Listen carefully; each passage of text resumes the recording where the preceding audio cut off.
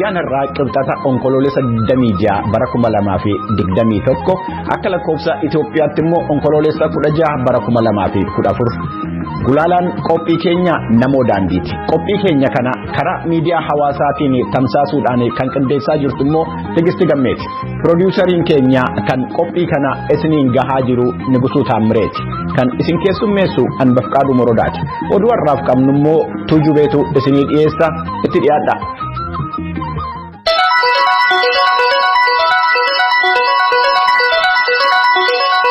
Akka mooltan oduun galgala kanaaf qabnu kunoo.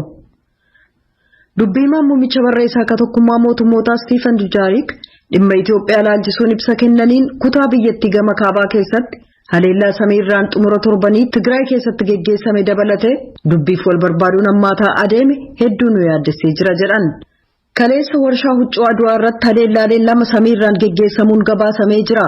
Bakki sunis walakkeessa godina Tigraay keessaaf Maayitsabrii magaalaa Tigraay dhiyaa gama kaabaati. Akka gabaasaalee argamanitti siviilonni 3 haleellaalee magaalaa Maayitsabrii irratti raawwateen madaa'aniiru jedhan. Waahiloonni keenya kanneen gamasii jedhan dubbi himaan kun haala haleellaa samiirraan geggeeffame sana adda baafachuudhaan dhiibbaan siviilota irratti qabus nuuf ibsaniiru jedhaniiru. Lolli naannoo Amaaraa bakka garaa garaatti geggeessamus itti fufee uummanni kumaan lakkaa'amu qe'ee ofiirraa buqqa'anii jiru. Qaamonni marti kanneen walitti bu'iinsa kana keessatti hirmaatan akka seera namoomaa akka sadarkaa addunyaatti siviilotaaf caasaalee siviilotaaf eegumsa gochuudhaan dirqama isaanii akka ba'an gaafanna jedhan. Qaamoleen martinuu kanneen walitti bu'iinsa sana keessaa harka qaban hojjettoonni gargaarsaa walaba akka deddeebi'aniif meeshaaleen gargaarsaa Tigraay, Affaariif Amaaraa akka dhaqu haala akka mijeessan gaafannaa jedhan dubbi himaan kun waa'ee balalii gargaarsa namoomaa gaafatamanii ammayyuu akka addaan citeetti jira jechuudhaan hanga haalli amansiisaan mirkanaa'aa adda baafannutti balaliin ittiin fufu jedhaniiru. Miseensonni paarlaamaa Itoophiyaa garee mormituu irraa ta'an muummichi ministeeraa Itoophiyaa haala wal waraansa Itoophiyaa keessaa seera tumtootaaf ibsa akka kennan gaafatan. Xalayaa afaan yaa'ii mana maree bakka bu'oota uummataaf erganiin miseensi paarlaamaa kan paartii Izeemaa akka jedhanitti muummichi ministeerichaa paarlaamaa duratti dhiyaatanii gaaffii kan akka mootummaan yoom duula waraanaa xumuree jiraattonni walloof naannoo ishee jiran jireenya nagaatti akka deebi'an karoorse. Wal waraansi kun dafee akka xumuramu gochuuf qoodi mormitootaaf kanneen biroo maal akka ta'u barbaada mootummaan walitti bu'iinsa kana laalchisee ragaan sirriitti dhaqqabuu dhabuu irratti mootummaan maal hojjetaa jira ka jedhu dura ta'an paartii Izeemaa gaafachuu isaanii Mallas Kaachoo Ammahaa gabaasee jira. Golli nagaa eegumsaa akka tokkummaa mootummootaa fonqolcha mootummaa ce'umsaa Sudaan ilaalchisee kibxata har'aa marii cufataa geggeessuuf jira. Ajajaan waraana biyyattii Abdel Fattah al-Burhaanii adoolessa bara 2023 innaa filannoon guutuu biyyaa geggeessamu aangoo mootummaa siviilitti dabarsuuf waadaa seenaniiru. Embasiin Yuunaayitid Isteets ka Sudaan keessaa lammiiwwan Ameerikaa gamasii akka of eeggatan akeekkachiiseera.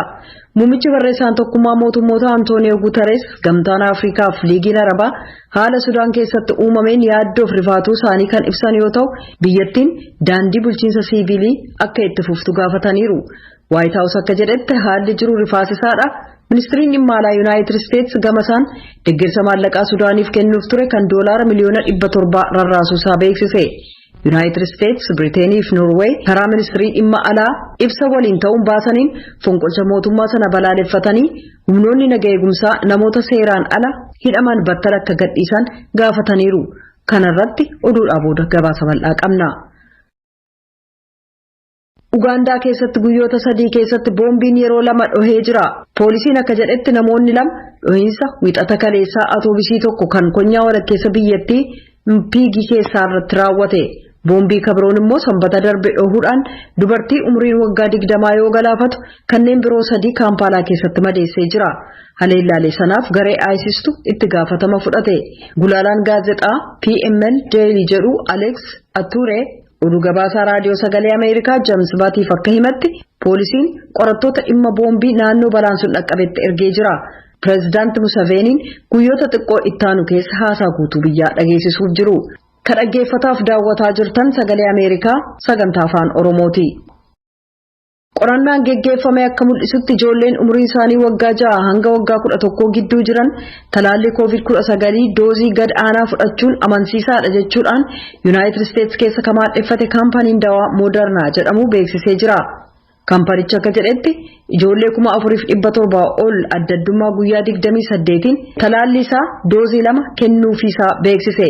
Kunis ciminni isaa kan ga'eessotaaf kennamu walakkaadha gad ta'ullee ibsee jira. Bayin duraan argame akka mul'isutti dandeettiin dhibee ofirraa ittisuu ijoollee akkuma kan ga'eessotaa talaallii doozii guutuu fudhataniiti. Modernaan akka jedhetti ijoolleen erga talaallii sana fudhatanii booda mallattoo hagas cimaa hin taane kan irratti argamu yoo ta'u kunis akka dadhabbii, mataa dhukkubbii, ho'a qaamaaf bakka talaallii sana waraannatan dhukkubuu of keessaa qaba.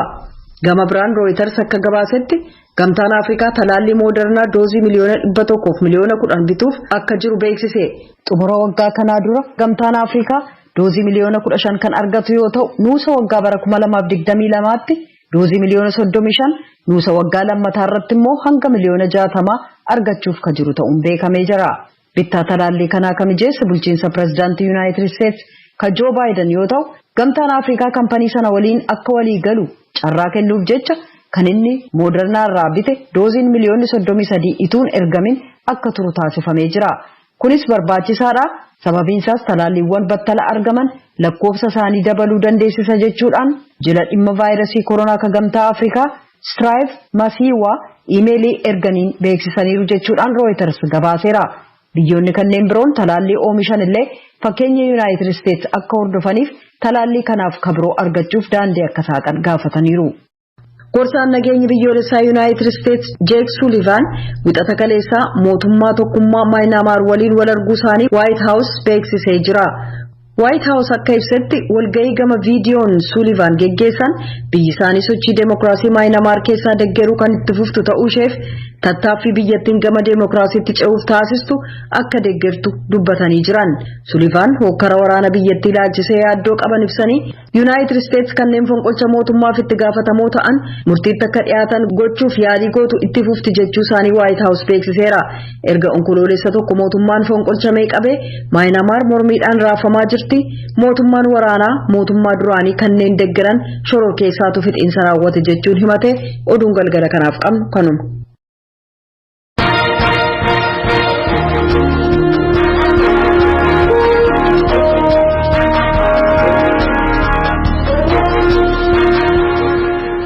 Kan ordofaa jirtan sagalee Ameerikaa sagantaa afaan Oromooti oduudhaa fi tuujubee galateeffachaa amma immoo gara gabaasaalee keenya itti aanutti ceenaa nu wajjiniin tura.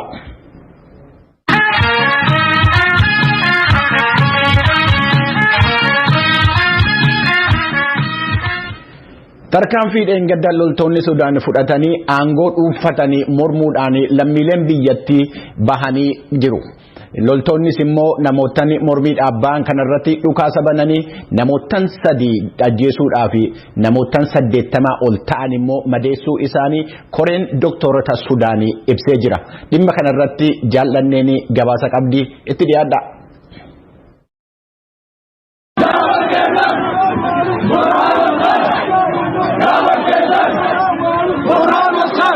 Humnooti nageenyaa kanneen wiixata kaleessaa hiriira ba'an irratti dhukaasa banuudhaan namoota 3 ajjeesan jedha koreen doktoroota Sudaan. Koreen kun akka jedhutti yoo xiqqaate namoonni 80 madaa'anii jiran. Muummichi ministeeraa Abdallaa Hamdookiif aangawoonni kabiroon kaleessa ganama ega hidhamanii booda uummanni kuma hedduun daandilee magaalaalee Kaartuumii fi Durmaan irratti hiriiran. هنالك تغيير كبير، هنالك مرحلة جديدة دخل فيها السودان. هذه المرحلة يمكن أن تكون غير محسوبة العواقب jijjiirama guddaa jira. Sudaan boqonnaa haaraa seentee jirti. Waan haalli kun fiduuf jiru maqsamuu mala. Kanneen gocha kana keessaa harka qaban karooraa fi waan ta'uu qabu hedduu qaban gara waan hin yaadamneettis yoo geesseeyyuu itti fufuu jedhaniiru. Qondaalli waraana Sudaan Jeneraal Abdul Fattah Burhaan bulchiinsi kaawunsilii siviilotaa fi waraanaa ka biyyattii waggaa 2 gaggeessaa ture xumuramuusaa televiziyoona biyyattii irratti labsanii jiru.